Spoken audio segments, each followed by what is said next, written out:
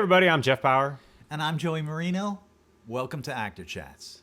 This is our third and final part of our discussion with Laura Innes. You probably know Laura from her iconic role as Dr. Carrie Weaver on ER. This week, Laura talks about George Clooney, her unique directing approach, and what she would do differently in her career if she were starting over again. Actor Chats with Laura Innes. Back to Noah. Yeah, Noah was just remarkable and still is, and a lovely, lovely guy, and very, very devoted to the craft of acting. Yes. And a theater. I see that less and less, I have to say, among young actors. Mm-hmm. And he is very intelligent, and I think you see that in his smart performances. And he was probably the only person who consistently was always reading a very challenging book every time he sat down. I know. The rest of us were like gabbing or keeping magazine or what's that craft and he's services. reading some political he's reading thing. like Dostoevsky or something. Yeah. We're like, and then he could tell you page 394 too. That's why you would go and this, and he would start talking about it, and it was almost like he was quoting it. Yeah, he's crazy. Really amazing. And the way that he navigated the changes in the character. And, we saw him grow up on that show. Well, yeah, I remember there was a Hazmat episode where he had to come up and be, and I saw a shift in him in that, where he was like, all of a sudden he was talking in a different register. His voice changed. Yeah, his voice changed. It was like Donny Osmond. If all of a sudden, he couldn't sing the song anymore. It was deep, and it was amazing. Whatever happened to that guy? What was it? George Clooney. Whatever happened to him? Does he do anything these days? No. Yeah, what was it like working with him? Because he's so crazy. He's like one of the most famous humans on the planet. Exactly. Really and weird. yet he was just this guy we worked with. Yeah. And he acted just this guy. That worked with. He also was somebody like all of the, I would say like Tony, and really like everybody on the show, that they had a very fertile, rich life outside of the show. They're not just actors. Like Tony did a million things. Tony can fly a plane. Tony built a house in Africa. Tony, and Noah is a scholar, and you know what I mean. So, and George, in his own sort of secret way, seeming like one of the guys, was the most astute person around. Gosh. And the most passionate about film and about filmmaking, and the most knowledgeable about film history, and that's partly from his father and partly from his aunt, I'm sure, Rosemary Clooney. And so he's just such an interesting human, and I think that's what has made him a star, is that he's so approachable, and of course he's so handsome and so charming, and his face is so like symmetrically beautiful, and his hair is so but also he does not ever feel like he has grown up feeling handsome. Right. Like there's a thing about him that he's not an arrogant person. Not at all. And there's been so many times when I started on the show, or when you'd run into him, and I've heard this from the woman at the checkout when at your Whole mom Foods. was there, remember that? Yes. I was walking by there, and I saw him walk by, and he said, I knew he spied your mom. Mm-hmm. And what did he say? I can't remember. I can't even remember. Oh, I do know. Yeah, what? I actually Tell me. do remember. He was like, he saw your mom, and I saw him get, he definitely knows a room. Yes. And so he can thin slice a room like nobody's business. And so he saw your mom, and he's giving you how your mom was enthralled. I'm sure she's And here's what he said. He said something like, I was talking to Steven Spielberg. And I'm so glad and Steven said, I'm just so glad that Laura's on the show and still on the show, because she's amazing. And your mom was like, "Oh my God!" But I was thinking as I walked by, did George really talk to Steve? It didn't matter. Yeah, right. But I just remember that's him. If he walked in this room, or if we were out at Starbucks, he'd come. There could be anybody else. He'd go right to you, give you a hug, and make you feel like $1 million. That's right. That's a and fact. I literally last week I was in Whole Foods and there's this checkout person that I know from there, a lovely woman. And so talking to her, and she's talking something about ER. You know, she used to be ER. She's probably sure. my age, so she loved ER. Yeah. So she had something about George, like making a joke about the wedding, and I said, "Oh yeah, I couldn't make it" or something. Exactly. And she said, "Oh yeah, we met him once," and I go, "Oh really? Where?" And she goes, "Yeah, we were just in this bar, and somebody knew him, and he came right down and sat with us, bought everybody drink." She's works in the grocery store. Yeah. I mean, you know what I mean? Yeah, So- exactly. And you hear this time and time again, and you go, "How does he again. have the energy I do. to do it?" He's an extrovert. And He's the perfect. miraculous. I He love was, love yeah, him. I adore him, and you can't help but adore him.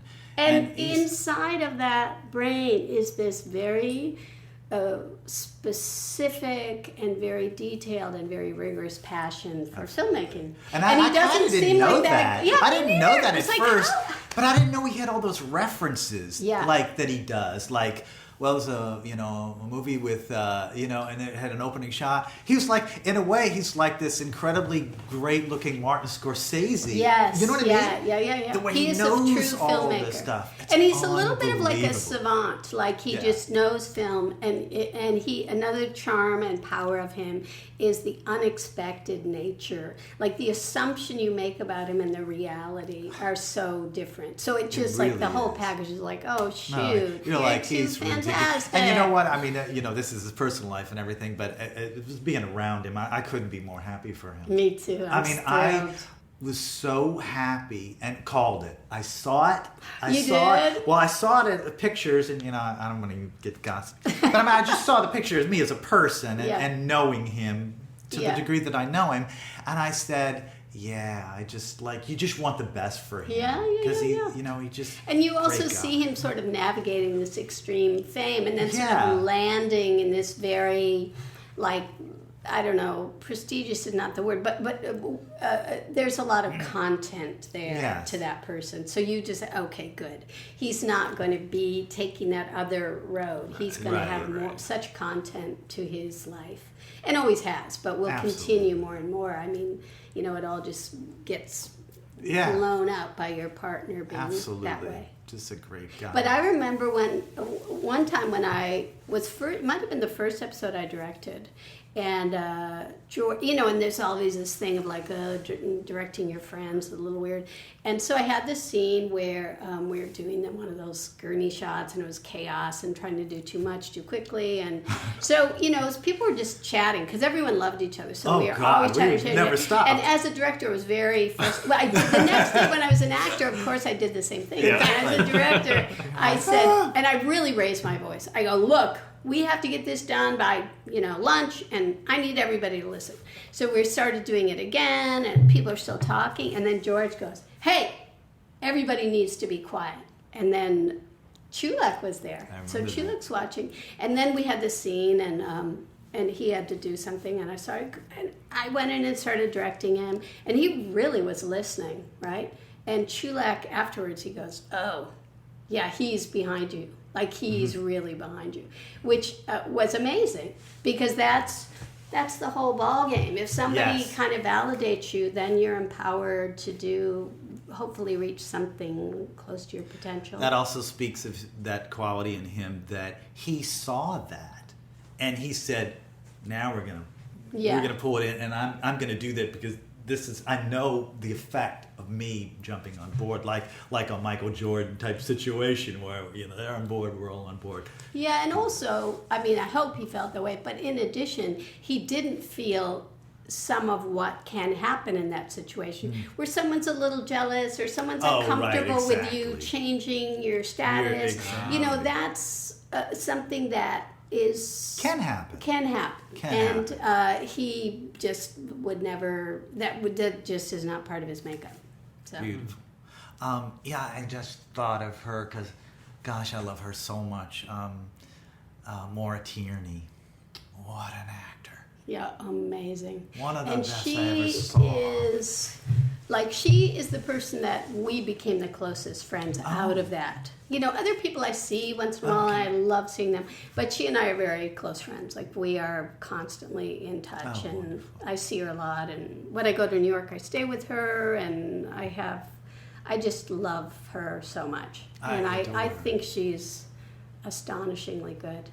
I started studying with my acting teacher named Stephen Book because of Maura. Maura wow. only studied with one person, Stephen Book. And Maura's a little bit, she keeps things close to her vest.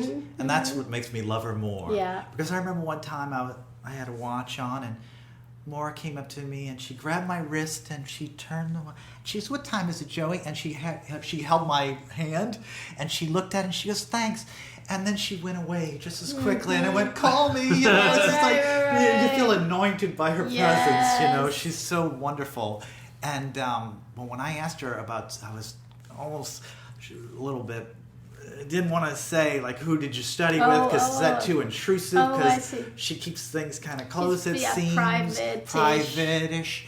And so I was kind of like, I asked her, and then she told me, you know, I studied with Stephen Book, and she said it's kind of weird because we don't think we said anything for months, but we use these things called space props where, you know, where you grab a prop, but you leave space, obviously. There's the coffee, but you treat it with respect, but you're not trying to sensorily recreate it, but there's the cup, and it's like, "Oh, that's really good coffee. Ah, thank you, David." So it would give you things, so it would reach out into the space, so it kind of, it got everything out of my head. And it gets you out of the head, into the space, into the doing. Sanford Meisner said, acting is doing. And Stephen Book you know, this acting is doing it, and Stephen added, and there's always more to do. And the inner and the outer doing keeps you spontaneous. Yeah. And I saw in Maura an embodiment of that. I was like, what the fuck is she doing? I mean, she was, you know, on herself, grabbing a pen and this and that. Or if you saw something, you didn't see it again. Maybe you might see something similar down the line in takes, but she was always creating. Didn't you find that? Oh, she's amazing. And I mean, one of the first big episodes I directed on ER, Be Still My Heart, took place on Valentine's Day. And I didn't know her well, but I was smitten. I mean, I just like, because I had even seen her news radio or whatever. She was just like such a wonderful, amazing presence to me. And you know, I mean, we're both Irish, so I was like connected to her for that reason. Anyway, so we had this scene where she was with this older woman who was passing away, and she kept like getting like, "Oh, I don't want to," you know, backing away from it. And I just felt so connected to her that we just worked very, very deeply and honestly on this scene in a way that was very satisfying for me and for her too. And she was new to the show, and she was sort of coming from this world of comedy, so it was something that made it. I said, "You are this kind of actress. You stop coming away from it," you know. That's my dog. And so I felt, you know, not that I have anything to do with her ability, but I do feel like along the way there are people that you're in tune with that kind of take you a little bit into. I said, "This is where you're supposed to be now. You're supposed to be here. You know, you don't have no fear about being here in this realm. That's where you live." And in this realm, meaning? Meaning of the nothing to do with, how can I put it? Nothing to do with the surface or illustrating something or what's the word, indicating anything or making something funny or being a type. Like she's just in the realm of the soul is kind of the way to put it. You know, that's her realm because she is so deep. Yes. And I mean, if you see, I don't know if you watch The Affair. Have you seen The Affair? I haven't seen it yet. I want to see it. She is so incredible, and she's wonderful from the get-go. Right. But initially it's mostly about the couple who are having an affair, and then it gets more into their spouses, and she's one of the spouses, and she's astonishingly good. So I would highly recommend it. I will. You know, it's so funny when guests would come on the show. You know, we had Academy Award winners and such, and I could see that moment where they look at her and they go, "Who the fuck is this girl? Like she's so freaking ass good." Yes. Do yes. you know what I'm talking about? I They would just do. look at her, and that's how. And I remember, speaking of the affair again, I was watching some of the making of the show, and they're interviewing Dominic West, who's the lead in the show. And they asked her, somebody, what about Maura Tierney? And he just goes, she's just too good. She's too good. Yeah, it's And you could see him having that reaction, like, I don't even know how to act with that, because all I'm thinking is, how do you do that? It's impossible. Yeah, I don't know. I remember one time Jonathan Kaplan. I dearly love Jonathan Kaplan. Where he liked me, so he would put me in. Yeah. But I remember one time the off-camera brother or something wasn't there, so I got to do off-camera with her, and deliver the. And I love more knew that I loved him. Yeah. And she just gives me this trippy reaction off a thing, and Jonathan's like, "Did you see that? Did you see that, Joe?" As I saw that, like, cut, print, moving on, and it's just like, I was so grateful to be able to share that with her, because she's just, you never knew. Yeah, always were grateful when you had a scene with her. Absolutely. Another question. What I was going to say about far as, so how much have you taken from your acting life to your now directing? Like, how much of your experience do you bring to the directing, and how, because obviously you have the theater background and the practice, and you get months and months, or at least 6 weeks to practice, and then with TV and film it's like so limited. How do you manage that? I think that it's very helpful to be an actor and move into directing if you're that kind of person. And I think I am, and Paul McCrane, who came from our show, is a wonderful, wonderful director. And now Eric LaSalle is doing more and more directing, and very beautifully, etc. And for me, I think I benefit very deeply from knowing an awful lot of the time really what's going on with somebody.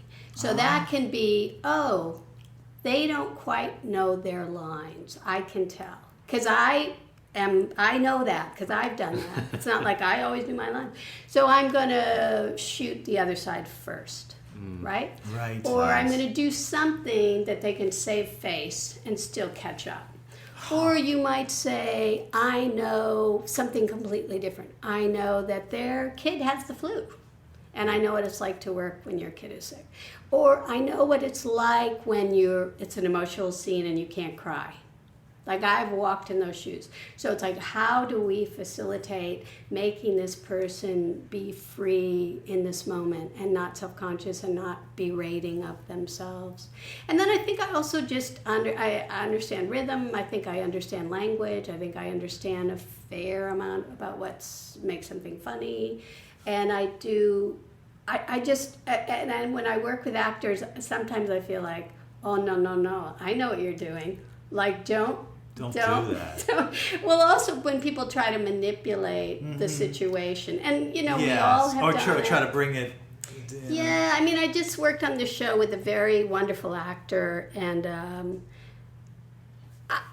there were so many times when I could feel him trying to control the situation, and it was. And I would just say... In terms of coverage and how he was covered, or rhythm, or in a false way? He's completely wonderful, but he, like all of us, he has a particular strengths and things that he's not as comfortable doing. Absolutely. And so he's somebody who's much more comfortable slammed in on the close-up. Exactly. So there are people who aren't so comfortable with staging. They kind of save it till that thing. Right. So you have to decide, okay, how much am I going to let that dictate, and how much am I going to not and push that person? Sure. Or things about what they want other actors to do, or how much they want to shoot of the scene, or so I don't know. I feel like you benefit from really getting every kind of, I feel like I've been quite good. I feel like I've been horrible. I feel like I've been completely wrong about things. I feel like the fact that I am an actor who I don't know. I do think I'm a good actor. I don't want to put myself down. But I feel like the fact that I've experienced every level of acting makes me very compassionate. And I mean, most actors, I think, feel that way. Like, oh, I sucked one particular day. Sure. But, there's certain people who are so good that you go, I don't know if you could direct because you're just so good. You don't understand maybe all the layers of self-loathing that you go through. But, you're bringing up something interesting in a sense that I think whenever anybody wants to act or direct, that I think the mythology is, there's Laura Ennis, there's Jeff when he's directing, that they have it all together. Mm-hmm. And you're talking about a humanity that's coming up from moment to moment and being empathetic to the moment. And it's like, guess what? I've been doing this a long time, but I have to face the day like anybody else. And I may, out of nowhere, just break down and cry or be upset. And then I pull myself up and do it. But it's not this perfection. Right.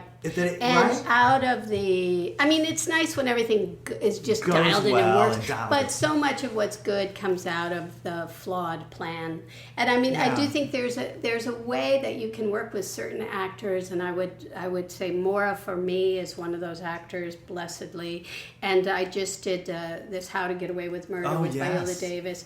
And she's just so astonishing to me. I mean, she's like in my top 5 actresses. So when I started on the show, I was like, there's this thing, I hope they like me. Oh, sure. That's just the because, humanity. Yeah, because you want to be liked, but also you'll get further in the work if you connect with them. Mm-hmm. And she's like Maura, she's very, very, very talented, but she's also very humble. She's very candid. Yes. She's not like somebody who's putting on some act of I'm the leading lady ever.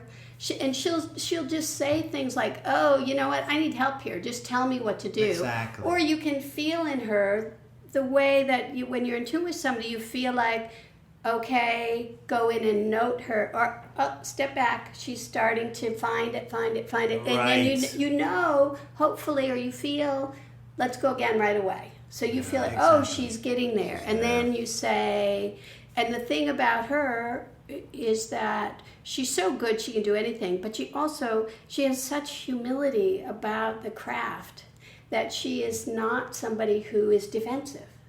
And that's a very, very hard thing. Lesson, though? Yeah, and it's hard not to be defensive because, the minute the director gets out of the chair and, he's going to give me a no, it feels like crap.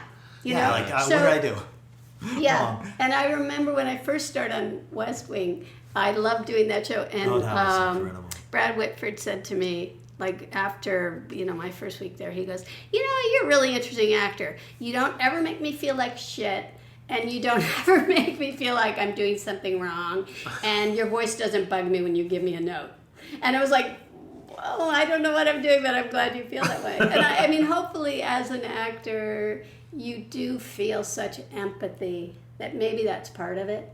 Like, I'm not saying, well, why aren't you? And a lot of directors do that, like, hacks with hats, as they say. Yeah. Who come and... That would sound better if Richard Thorpe said it. Yeah, they don't know a fucking thing about acting. They don't. And they have so much attitude.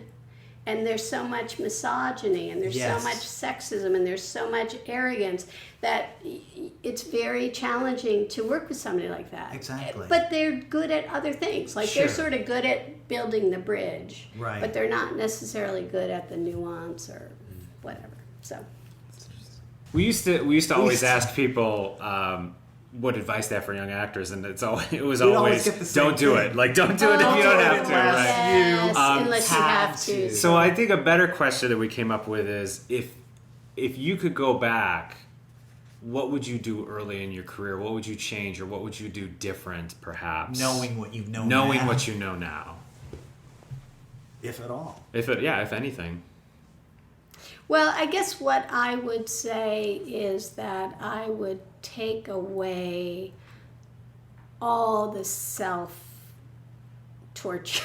I mean, there's so much evaluating of self, and when I look back now, I was like, God, had a fucking great career. Like, what was I so? I don't know. Oh, someone else did this, or I should have been better, or why didn't I do this? I mean, there's so much criticizing. Oh, I should have done this, or oh, why didn't I? I mean, it's constant, and so part of me is like, oh God, darling, let yourself off the hook and enjoy what's happening more. I think enjoy what's happening more. But there's also a part of me that's like, oh, maybe I wouldn't be where I was if I didn't have that voice going, no, this should be better. Right. You know? Pushing. So I remember one day we were working on the set and we're doing some scene, and, you know, everyone was exhausted. I was like, well, let's go again. Maybe we can do blah, blah, blah, blah, blah. And Sherry said to me, stop it, you're making us all look bad. And she was pissed at me because she was just like, that's stop Sherry it. Sherry who's amazing, but she's just like such a powerful person. Oh gosh. Yeah. She's like, you know, she had this thing that I didn't have, which is like, these are my boundaries, you know. Yeah, she did. I was just like, and that voice that went along with it, with the deep voice. Incredible. She always knew it sounded so effortless. Yes. But anyways. This has been a great pleasure. Yes. For me as well. So great talking with you, Joey. I love you. Good man. Cool. Thank you so much. Sure. So that concludes our third and final part of our discussion with Laura Innes. This one was so special, Jeff. Yeah, it was amazing. I kind of feel like she gave us this artistic roadmap that you could follow with your heart. Yes, absolutely. It was a great, impactful interview and discussion with her. I enjoyed it thoroughly. We just want to thank everybody who's downloaded Actor Chats or given us a 5-star review on iTunes. We're actually going on a brief hiatus for a little bit, but we'll hopefully be back, and we are going to leave this up on iTunes in the meantime for you to share with other people or download the other episodes. So thank you very much. This has been Jeff. And Joey. Actor Chats.